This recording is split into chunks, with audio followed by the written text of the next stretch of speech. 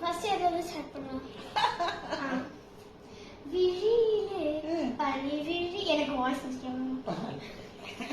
விழியிலே பனி விழியில் மௌனமடி பேசும் அண்ணன் உந்தன் வீரல் தோடும் இடங்களில் கொஞ்சம் இன்னும் ஜாமங்களில் நடக்கும் இன்ப யாதங்களில்